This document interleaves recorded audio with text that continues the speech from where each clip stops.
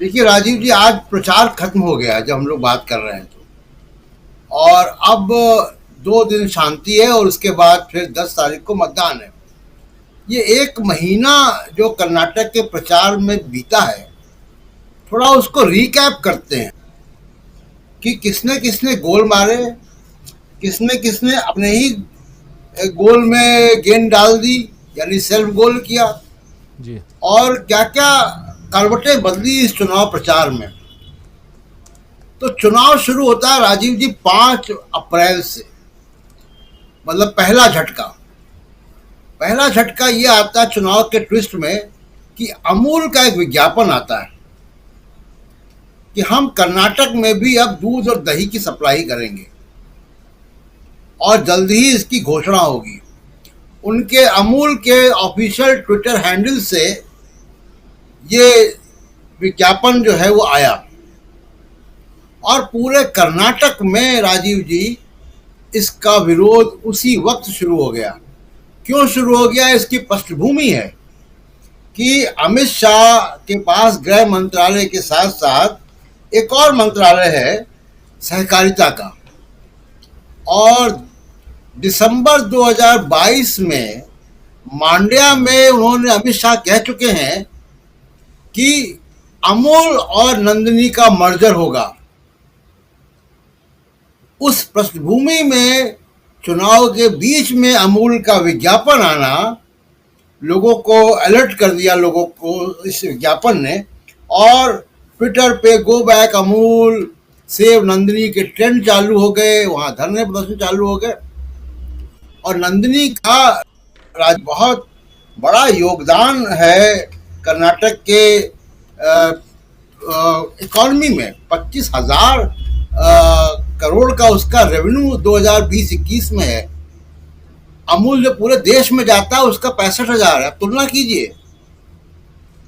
कर्नाटक के 22,000 गांवों में अमूल है वहां पे, और 26 लाख किसान जुड़े हुआ है कर्नाटक का, जिसकी लाइवलीहुड है नंदिनी पे।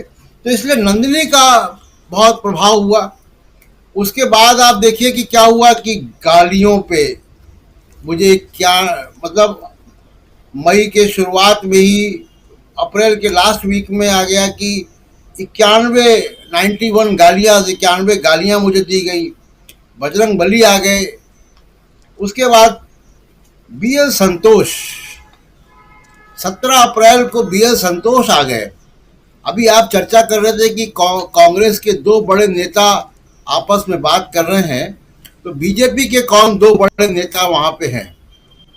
तो बीजेपी के 2 बड़े नेता जो हैं वो तो आ गए कांग्रेस में, संतोष और डिप्टी चीफ मिनिस्टर दोनों आ गए।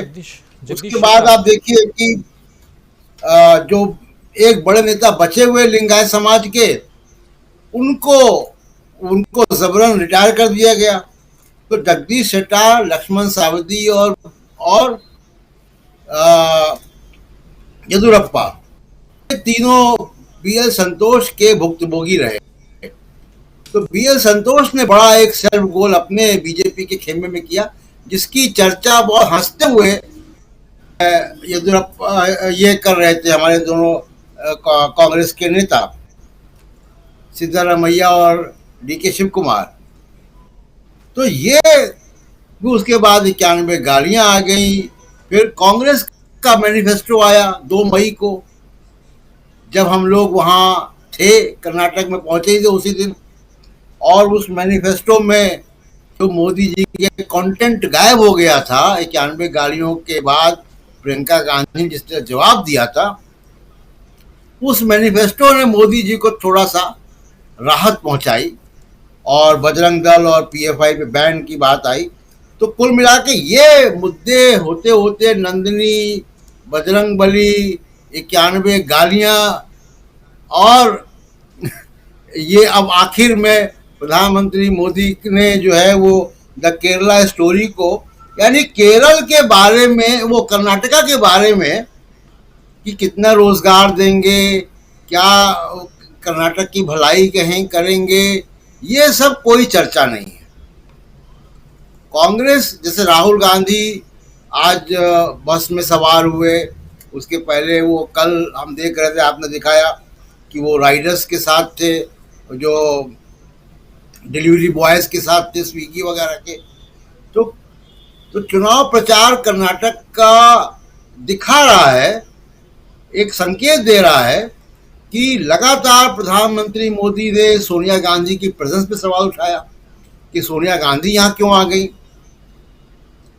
कांग्रेस को आतंकवाद को बढ़ाने वाली पार्टी बता दिया, जिनके दो प्रधानमंत्री मारे गए और दो मुख्यमंत्री मारे गए आतंकवाद में और नक्सल वायलेंस में।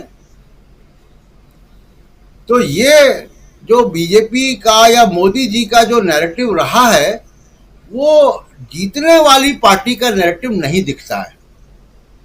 एक महीने का जो प्रचार हुआ है उसका इस्तेमाल अगर वो करते, मोदी जी का काफिला हम लोगों ने देखा, आप भी थे, सड़क के उस पार हम लोग खड़े हुए थे, कितनी रफ्तार से वो निकल गया, 60 की स्पीड से निकल गया। तो यानी दो तरीके की धाराएं कर्नाटक में देखने को मिली है।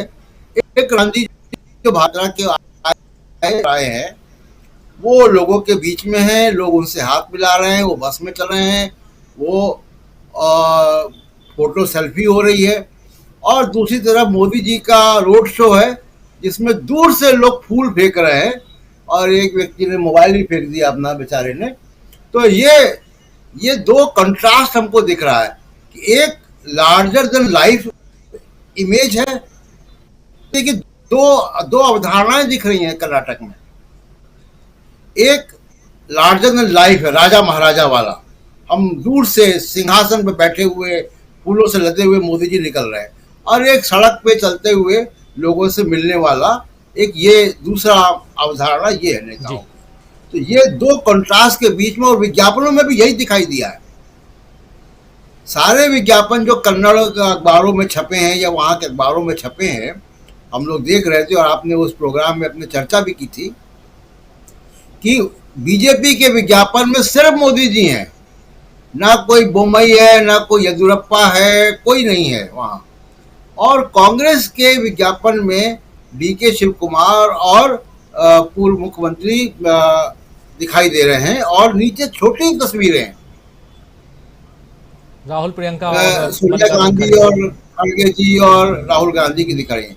तो ये दिखाता है कि दोनों पार्टीज ने कितना अलग अलग तरीके से प्रचार किया है, और ये प्रचार कैसे 13 तारीख को, 10 तारीख को मतदान होगा और 13 तारीख को जब ये मतगणना के रिजल्ट आएंगे, तब हम लोग देखेंगे कि इस कॉन्ट्रास्ट में कौन आगे निकला है।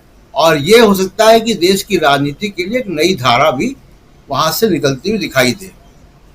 जी।